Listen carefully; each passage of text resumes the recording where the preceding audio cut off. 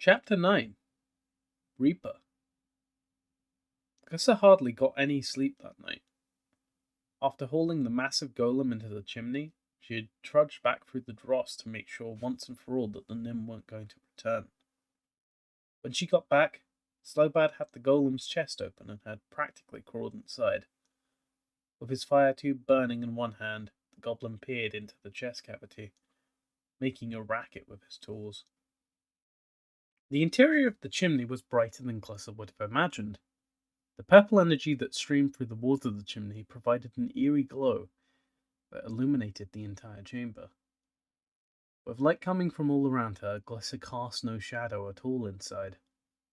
The structure was completely hollow, except for a central tube that ran all the way up to the top of the chimney.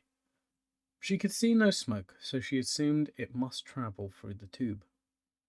Strands of the same cable she had seen connecting the various chimneys together also ran from the exterior walls to the central tube. Beads of energy ran across these cables, always going in the same direction, in towards the central shaft. As Glissa watched the strands, she saw some of the energy coursing through the walls transfer onto a cable and run across the tube. "I don't think that we should stay inside these chimneys too long," she said to Slobad, but the goblin merely grunted in response. Glissa didn't know what these chimneys did, but they were obviously spewing something toxic into the air outside. Was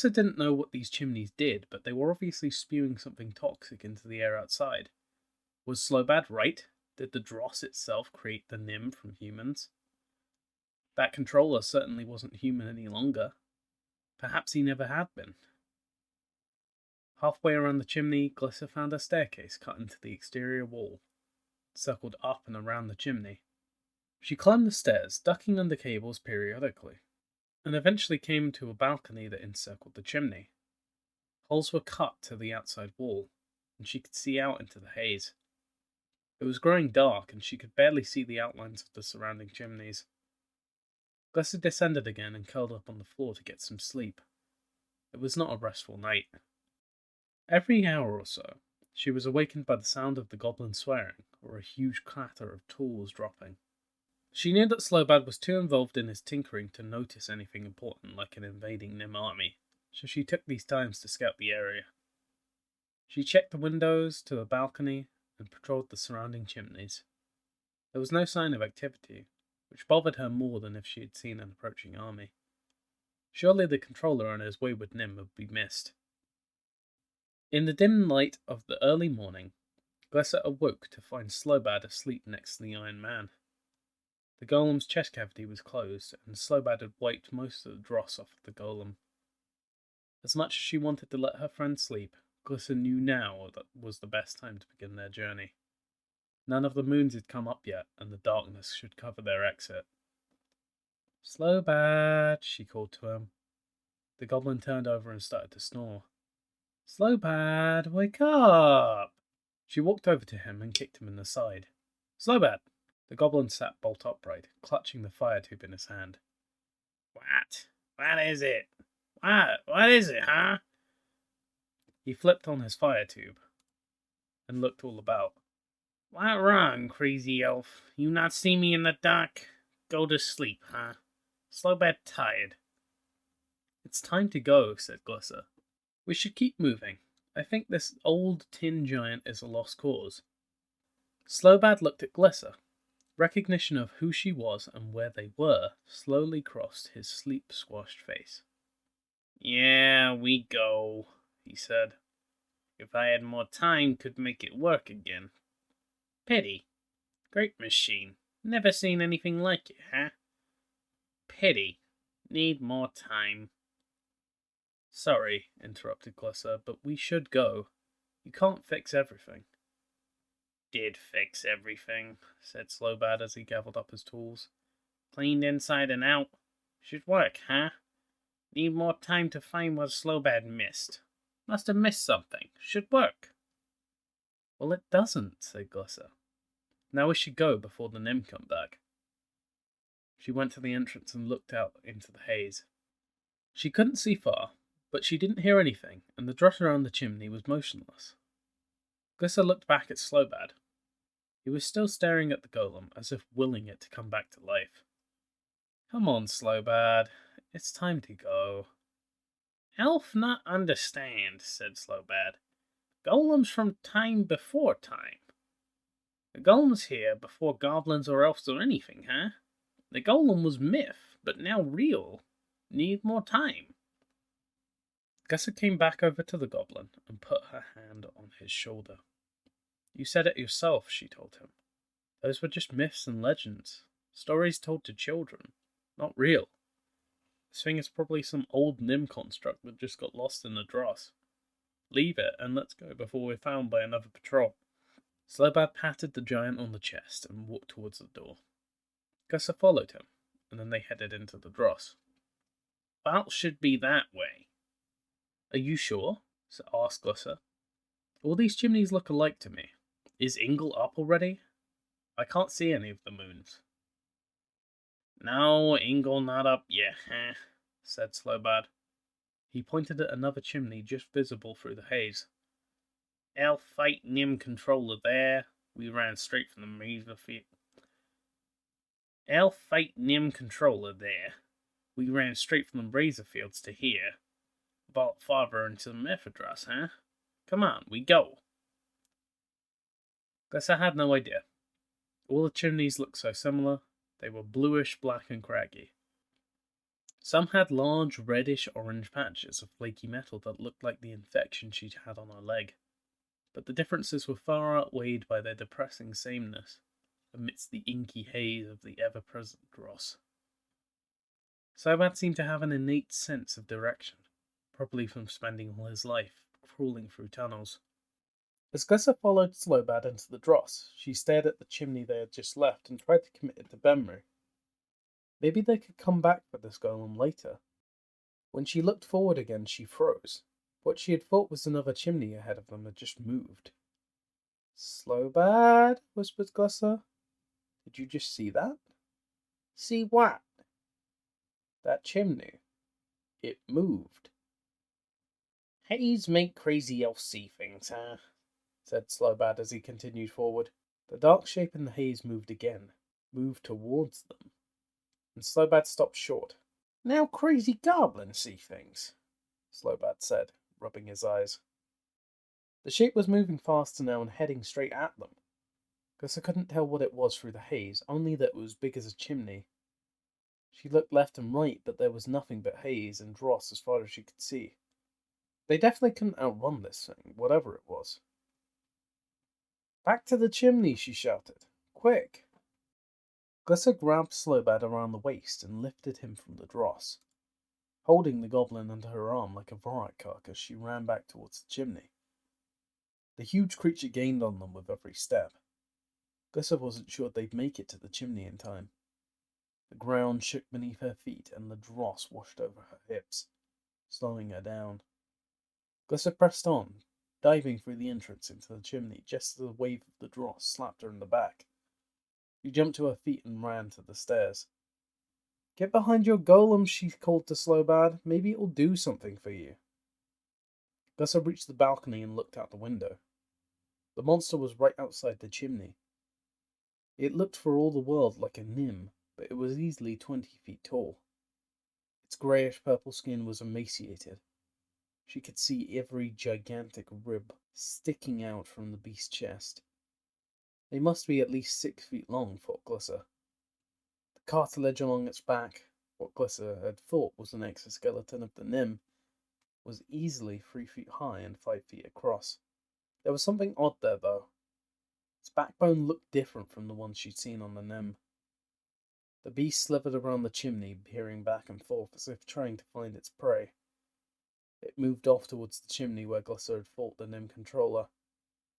As it wandered off, she noticed the creature held a long staff in its hand, and the staff curved over into a vicious-looking hook.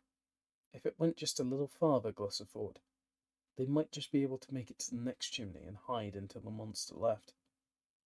The beast stopped and whipped the hook end of its staff down into the dross.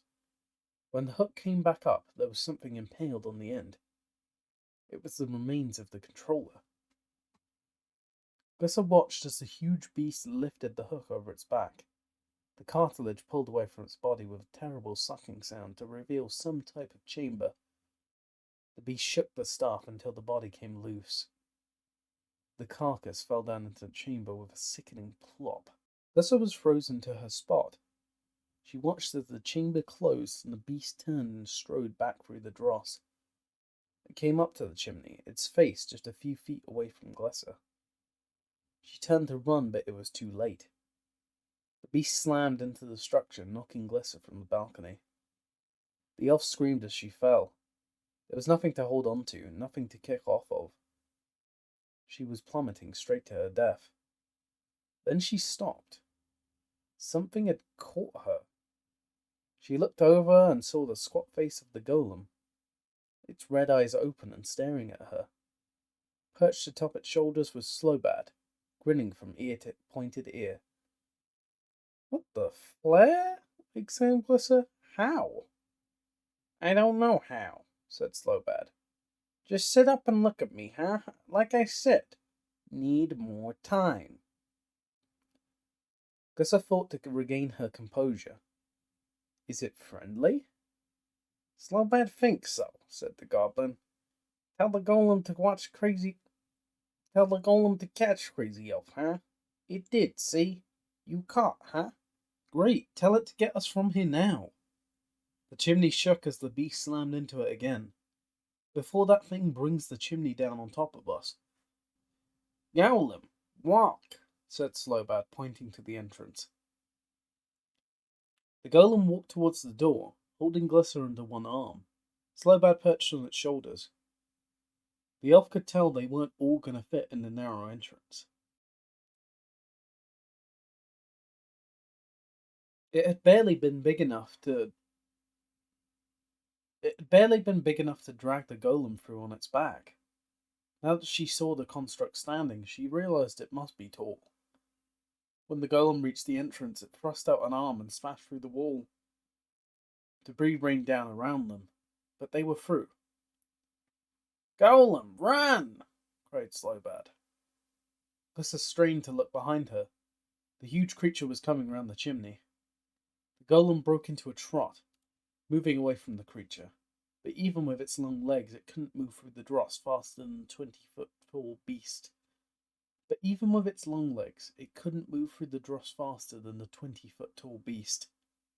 The creature gained on them with every stride. "I need to slow it down," shouted Glissa. "Tell the golem to put me down." "Golem, drop." Glissa found herself face down in the dross. She pushed herself up onto her hands and knees and looked for the beast. Then had to dive back into the dross to avoid its foot. After the monster passed, Glissa stood and followed, pulling at her sword as she ran. She dived forward, hoping to cut into the beast's tail, but it moved too fast and she couldn't reach it. "Help!" screamed Slobad up ahead. Glissa looked to see the goblin hanging by his pack on the end of the beast's hook. The chamber on its back was opening again. Glissa could do nothing but watch in horror as it dropped Slobad into the chamber. "No!" she screamed, rushing forward again. The monster turned at the sound of her voice and moved towards her. Its hook came arcing down at Glissa, but she battered it away with her sword and ran on, trying to get inside its reach. She swung her sword back around the beast's tail. The blade cut easily through the creature's pale skin and sinewy muscle, then stopped halfway through its limb. Glissa tried to pull the sword back out to swing again, but the blade was lodged in the bone and wouldn't budge. Glissa looked up and dived from the way just as the hook came slicing at her again. She couldn't dance around this thing all day, she knew. The dross limited her movement, and now she had no weapon. Glissa breathed hard, trying to catch her breath and think. She dived under the dross again and tried to swim forward as the beast swung the hook at her. The swamp was too thick to swim through. She came up for air right as the hook sliced down at her. The weapon stopped. Glissa looked up. The golem had caught the beast's arm in mid-swing. The creature now turned its attention to the larger target. It slapped its hand against the golem. The golem strained to hold on to the beast as it slammed its palm into the metal man's chest. The golem looked at Glyssa, its red eyes seeming to plead for help. The elf warrior jumped to her feet and ran for her sword. Instead of trying to pull it out, she jumped into the air and kicked both feet at the hilt, driving the blade through the bone and out the other side, slicing the tail in half. Glyssa landed and dived forward again, following her sword as it flew through the air towards the dross. Behind her, the monster teetered, trying to keep its balance. Glyssa grabbed her sword as it went into the dross and turned to help the golem. It seemed to be struggling with the hand holding the hook. But as Glyssa approached, she heard something snap and saw the hook rise up again. Before she could scream, the hook came down hard, slicing through the emaciated abdomen of the giant monster. Pus and entrails exploded from the back of the beast, showering the dross around Glyssa with a putrid rain of gore. Glyssa watched as the beast fell into the muck, cut in half by one swing of its own hook. The giant metal man stood holding the weapon, but looking as calm as when Glyssa and Slobad had pulled it from the dross. "Golem!" Glyssa shouted. "Pick it up!" The golem moved forward and lifted the beast's torso from the dross and turned it over. Glyssa cut into its back beneath the cartilage and pulled open the chamber. A wash of acidic juice poured from the opening, along with Slobad and a number of partially digested bodies. Slobad was covered in red welts, and the strap on his pack had completely dissolved. Glyssa helped the goblin to his feet. "Are you okay?" Slobad nodded. "Let's never do that again, huh?" "Huh? Need new strap. Have to cut some rope. Get dagger." "Later," said Glyssa. "Let's make sure you're okay first." Slobad looked at the severed beast in the golem's hands. "How did you—" Glyssa shook her head. "It was your golem," she said. "He may come in handy after all." The golem dropped half the beast it was holding. At the same moment, Glyssa saw something dart behind a chimney. "Golem! Fetch!" she said, pointing. Slobad started to argue, but Glyssa glared at him, and he stopped. A few moments later, the goblin returned, holding a man by the neck. The man's eyes and forehead were covered in metal cowl that made him look more like a nim than a human. Glyssa recalled the nim controller had a similar hood, but it had been pushed back at the time. The elf pushed the hood back from his face. His jagged mouth was contorted, and his bony body shook as he dangled in the grasp of the golem. "Who are you?" she demanded. "What are you doing here?" "Yerth! My name is Yerth!" he sputtered and then began to cry. When the sobs turned to wails, Glyssa motioned for the golem to drop him. Once he hit the dross, the man rushed over to the hewn beast and bawled afresh. "She killed you, my precious," he wailed. "Is this your monster?" The man looked up at her. "It's not a monster. It was a reaper, the most feared enforcer in the Mephidros. Without him, I'm nothing. I'll never get another reaper. I'm nothing without him. Kill me now." "Maybe later," said Glyssa, shaking her head at the pathetic man. "First, you tell me who sent you, then maybe I'll let you die." "Geth," said the man. He continued to sniffle. Glyssa wondered how such a pathetic creature could gain control of a monster. "Geth said, 'Kill the goblin, bring me the elf.' He never said anything about a giant metal man." "Who is Geth? What does he want with us?" asked Glyssa. It was too late. Yerth had begun sobbing uncontrollably again. Glyssa would get nothing more from him until he calmed down. Meanwhile, he draped himself over the body of the reaper. Glyssa looked at Slobad, who shrugged. She bent down next to the pathetic controller and put her arm around his shoulder. "Look," she said, "take us to Geth and we'll help you. We'll force him to give you another reaper, okay? Just tell us why Geth wants us." Yerth shuddered, then wiped his eyes. He looked over at Glyssa. "You would do that for me?" Glyssa nodded. "We're all just trying to stay alive here, right? Following orders. Tell us why Geth wants us and we'll help you," she said. "I can't tell you," he said with a sniffle. I don't know. Geth gave orders. Controllers don't question leaders. We follow orders. Or are banished to the dross. I can take you to him. You can ask him. Fine. Where is this Geth? He's in the Vault of Whispers.